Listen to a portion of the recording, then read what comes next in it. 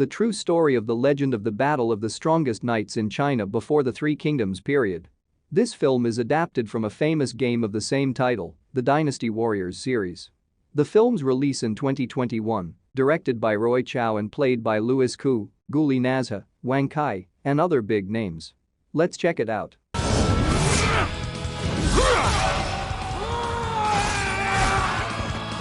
This is a story about the legend of the ancient knights in China.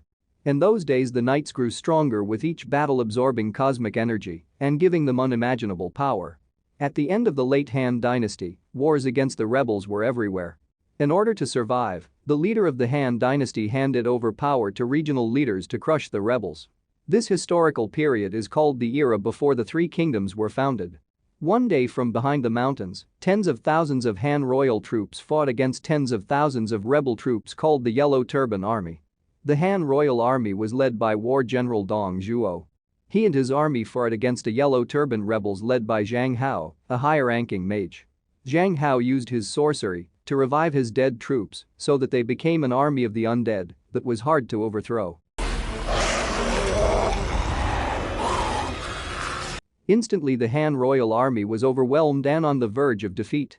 High on the hill, three knights saw the scene. The three of them intend to help Dong Zhuo and his troops crush the Yellow Turban rebels. These three knights were Liu Bei, Guan Yu and Zhang Fei. They dashed into the battlefield. Their fighting ability was so great, they killed dozens of enemies in one fell swoop. The three of them fought to help the Han royal army against the rebels. Liu Bei managed to shoot the rebel leader from afar. He single-handedly fought Zhang Hao, and he easily defeated him. Zhang Hao rolled down the hill, the sun reappeared, indicating that Zhang Hao's magic has now disappeared. Feeling that he had lost, he then fled with his troops to retreat. This war was won by the Han royal army. The general Dong Zhuo personally went to meet them, but after learning that these three knights didn't have any title and were just street knights, Dong Zhuo's attitude put the three of them down. He left the three knights without a single thank you. High on the hill a war commander named Cao Cao carefully watched the battle just now. Long story short, after the war Yellow Turban rebels have now been destroyed, but it does not necessarily make the Han dynasty into a serene and peaceful. There was chaos in the palace, they fought each other for power. Seeing this opportunity, General Dong Zhuo captured the crown prince of the Han kingdom, and the Dark Ages began again. Execute them. Dong Zhuo! You traitor! In the palace, Dong Zhuo arbitrarily deposed the viceroy of the Han Empire and replaced him with Prince Liu Xie, whom he made as a puppet. Then appointed himself prime minister and ruled over all state affairs. Dong Zhuo also executed anyone who disobeyed his orders. At this moment, Cao Cao's anger peaked at Dong Zhuo's arbitrary actions. He was determined to kill Dong Zhuo with his own hands. Cao was sick of being among the cowardly ministers. Within the city, the governor was blackmailing Liu Bei. Liu Bei is currently recognized by the citizens to be the protector of the city. He refused to give bribes to the governor, and it made the governor angry. Unexpectedly, this even made the townspeople revolt and hang the corrupt governor. In the midst of the crowd came Han troops surrounded the place to help the governor. The soldiers wanted to capture three knights, they fled into the forest to the warrior mountain. They heard information that on Mount Swordsman gathered an alliance of war generals who were loyal to the Han dynasty government and opposed Dong Zhuo's tyranny. While walking through the forest, unexpectedly strange events occurred. They were lost in the thick fog that enveloped them suddenly into a world filled with the light of fireflies.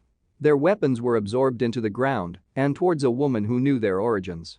He was the master of the Sword Forge Castle. They talk that Dong Zhuo is currently being protected by a peerless strongest war general named Lu Bu. This woman explains that Lu Bu is a cold-blooded killer, always spreading fear wherever he goes. Lu Bu snatched the heirloom spear from his hands and killed his own adoptive father General Ting Yuan and instantly became the leader of tens of thousands of troops. With Lu Bu's extraordinary abilities, Dong Zhuo made him his general of war and rewarded him with the fastest horse and the best army. This female master also tells that Cao Cao failed to kill Dong Zhuo with a dagger that one of the ministers gave him. Lu Bu's intentions were known to Cao Cao. Cao Cao ran out of the palace and Lu Bu chased after him. Cao Cao was hit by two arrows, passed through the city, and into the forest. Cao Cao managed to dodge all of Lu Bu's attacks. Lu Bu exerted his ability to split the forest, a great landslide ensued. Realizing that no one could survive the attack, Lu Bu then left that place. Unexpectedly, Cao Cao is still alive. He was rescued by the residents, but out of fear, the couple handed over the fugitive Cao Cao to a local official named Chen Gong. But the villagers who saved him betrayed him in the end. They reported him to the— Chen Gong asked Cao Cao, hasn't Prime Minister Dong Zhuo always given him gifts? Why are you looking for death instead? Cao Cao then replied that he was not afraid of death, he only wanted to restore peace to the Han dynasty, he could not bear to see the people suffer under Dong Zhuo's rule. Unexpectedly, Chen also felt that the Dong Zhuo government was very cruel. Chen Gong intends to help Cao Cao overthrow Dong Zhuo. In the forest, Cao Cao prayed to the sky and miraculously thick fog came. Cao Cao was already at the place of the female master. He gave Cao Cao the heirloom sword. Cao Cao met his father Cao Song and formed an army to fight Dong Zhuo. Leaflets were published quickly, many people signed up to join the army under Cao Cao's command, and immediately Cao Cao became a war general who led 20,000 troops. The female master then gave Liu Bei and his two brothers various heirloom weapons. They then continued their journey to the Mountain of Warriors. In the cave in the Mountain of Warriors, a meeting was held to formulate a strategy against Dong Zhuo. The alliance was led by the great general Yuan Shao, who had the most entry among them. Yuan told that at this time Dong Zhuo had realized their strength and sent 150,000 troops to attack the hideout. Moments later, Cao Cao issued the emperor's decree. He said that the emperor wrote the decree and smuggled it out of the palace. Everyone who was there suddenly bowed down to hear Cao Cao reading the decree which contained the order to kill Dong Zhuo. One of them asked if it was true that the decree was originally sent by the emperor. Unexpectedly, Cao Cao laughed and admitted that he wrote it himself. Cao Cao mentions that anyone can make such a decree, and if they win, no one doubts the authenticity of the decree. Otherwise, if they lose, even though the decree is genuine, then it means nothing at all, because the emperor, who is currently a puppet, doesn't make any moves. Even if it were real. Knowing that there were so many people who had interests there, General Yuan said that whoever was able to save the emperor first, he would be appointed as the commander-in-chief of the royal army. General Sun Jian then got excited and asked for permission to carry out the first wave of attacks. A few days later, in Dong Zhuo's palace, received a report that Sun Jian's troops had penetrated the capital. Dong Zhuo became angry and ordered General Hua Xiong to lead the troops to attack the enemy defenses. Inside the Mountain of Warriors, Cao Cao met Guan Yu, who was playing chess. Cao Cao praised Guan Yu's strategy and intended to recruit him to be his subordinate. Unexpectedly, Guan Yu refused and declared only loyalty to his brother, Liu Bei. The two of them then received a report that the enemy forces had succeeded in repelling Sun Jian's troops, and the enemy troops were now in front of the mountain hiding place. Enemy army leader Hua Xiong challenges a one-on-one duel. In the meeting room, Cao Cao said that Hua Xiong was indeed strong, but the bottom was much stronger. If they can't beat Hua Xiong, then they better just surrender. General Yuan then invited anyone who wanted to go against Hua Xiong. Then General Yu Shi appeared, intending to go against Hua Xiong down to the battlefield, but unexpectedly Hua Xiong managed to cut off Yu Shi's head and threw him into the cave.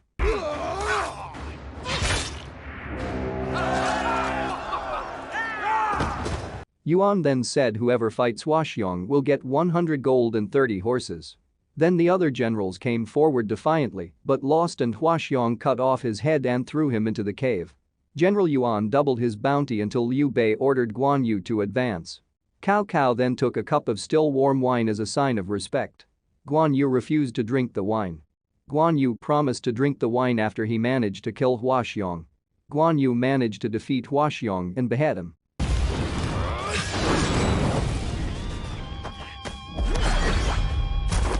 This made all the Hua Xiong troops frightened and fled. Guan Yu came back, drank the wine that Cao Cao had given him, which was still warm. General Yuan, who was amazed by Guan Yu's ability, ordered his men to serve Guan Yu properly.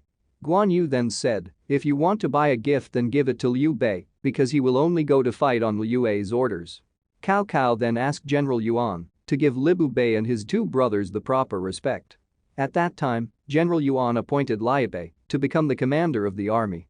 Elsewhere, Sun Jian's troops were still launching an attack on one of the strongholds leading to the capital. Inside the palace, Dong Zhuo's wrath set up 500,000 troops on standby at the island entrance, which was the entrance to the Luoyang capital, and several other troops stood guard on the other side of the city, while he and several generals led 150,000 troops. Moments later, Lu Bu shot an arrow into the cave where the Yuan troops were hiding. That arrow is a letter of war declaration from Lu Bu. Outside, Lu Bu prepared 30,000 troops for war. That night in the cave, General Yuan said that currently only 8 warlords who had joined the other alliance fled in fear. Currently the alliance force is only 200,000 people left, outnumbered when compared to the enemy. Cao Cao then said, why did they join? If it turns out that they are afraid of Lu Bu, because in this struggle the fight against Lu Bu is unavoidable. The next day in the palace, Dong Zhuo unilaterally moved the capital to Chang'an. Around the mountains of Lu Bu, who was resting, heard the sound of crying from afar. He approached it. There he saw a woman who tried to throw herself into the lake about to commit suicide. Yu Bu came and stopped the woman. Someone proposed to her, and her adoptive father accepted the proposal, while she herself did not like the man who proposed to her. Lu Bu then gave his personal seal to the woman and said, if that person bothered her again, just show her the seal. You madam fell in love with that woman at first sight. The woman was shocked. She did not know whether you were sincere or not. Then Lu Bu stood up and stabbed his own left arm. The woman then realized that you really meant Lu Bu and then asked what was the name of the woman named Yao Chan. From today onwards, Lu Bu swears that he will protect Yao Chan forever. Inside the cave, Liu Bei and Cao Cao had a plan to attack. Liu Bei and his 2 brothers led the army against Lu Bu, while the rest of the army led by Cao Cao surrounded the capital Luoyang and captured Dong Zhuo. Liu Bei and his 2 brothers led 20,000 troops, while the enemy they were about to face numbered 30,000 troops. They gave a message to their entire army that they would most likely die in this battle. Guan Yu welcomes those who are afraid to go home. Unexpectedly, no one left. Guan Yu then said for anyone who joins the fight, he will consider them as brothers no matter the difficulty.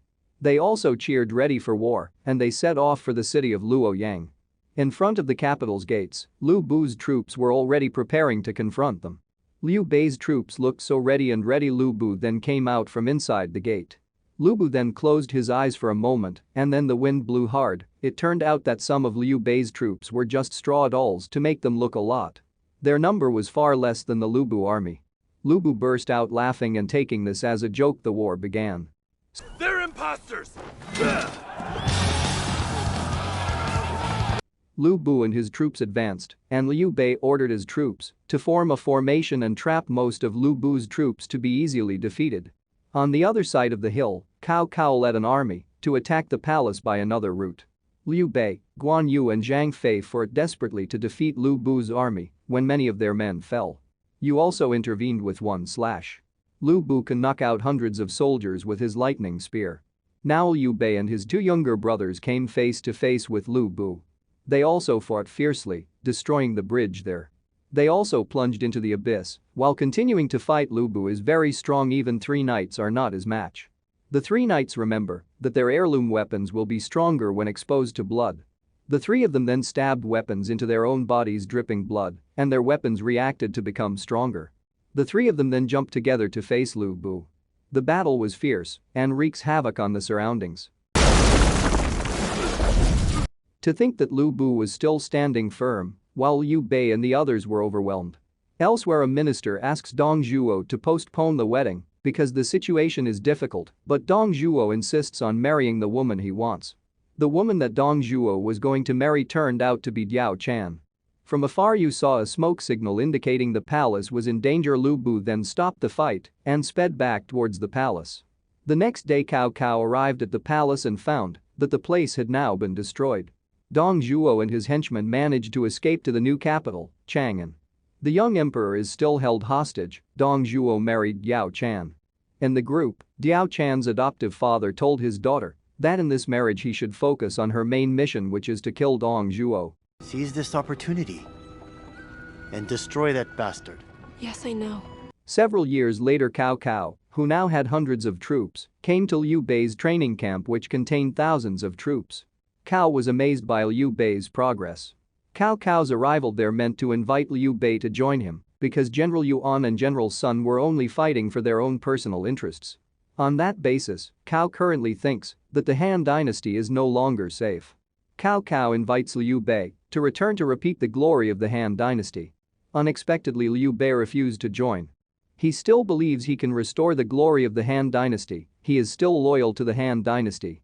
Cao Cao then said goodbye to leave. He warned that, if one day the situation forced them to face each other, he would not hesitate to fight.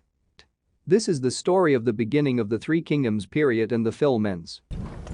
Our nation will know peace once I've conquered it. We still have movie like this. Click on this link to watch Nobody movie. Bob Odenkirk as Hutch Manusel, that fight drug lord to save his family. While you hit like button, don't forget to subscribe.